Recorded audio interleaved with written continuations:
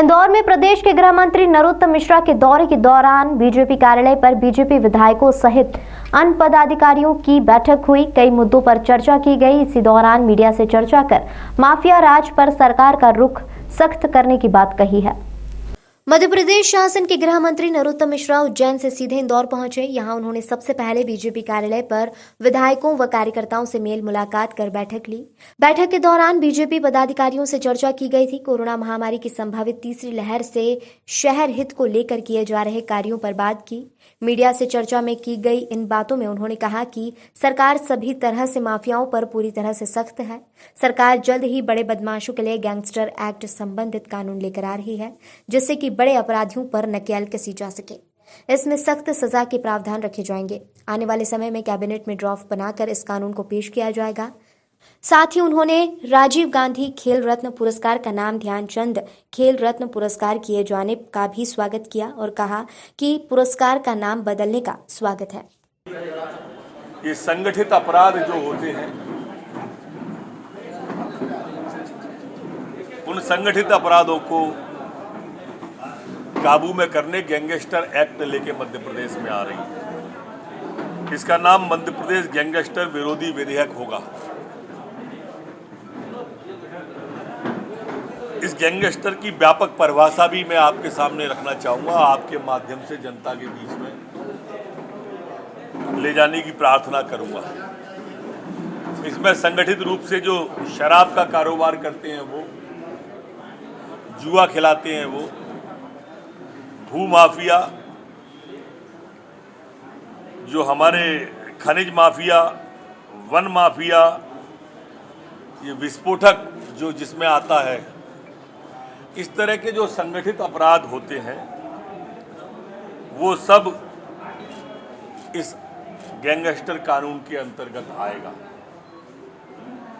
इसमें सजा के लिए भी प्रथम दृष्टया 2 से 10 वर्ष तक की कारावास की सजा होगी। देखो, शराब का एक्ट जो बना हुआ है वो शराब का एक्ट ऐसा था कि 34 में आपको अभी बंद किया और अब आप अभी छूट गए। तो दहशत जो एक अपराधी के मन में आनी चाहिए कानून की, वो कानून के अंदर वो दहशत नहीं रहती है। एक दूसरा, शराब के डिग्री मापने के यंत्र तो इनके पास रहते नहीं, और जो अमानक शराब आ जाती है उससे परिवार का परिवार अस्त व्यस्त हो जाता है। जी के नाम पर कर दिया गया है कि सच्ची श्रद्धांजलि मेजर ध्यानचंद जी को देना, खासकर हमारे बुंदेलखंड के प्रधानमंत्री का तहे दिल से आभार, अंतर्मन से शुक्रिया। और वो राजीव गांधी का नाम से क्यों था मैं तो आज तक नहीं समझ पाया, जिसने कभी हॉकी नहीं पकड़ी। वो पुरस्कार बने एक ही परिवार के लिए। स्थिति में ऐसा भी क्या डूबना कि ध्यानचंद जी जैसे के नाम से पुरस्कार नहीं था, वो राजीव गांधी के नाम से था, जिसने जीवन में हॉकी नहीं पकड़ी। बाढ़ में कमलनाथ जी ने बोला है।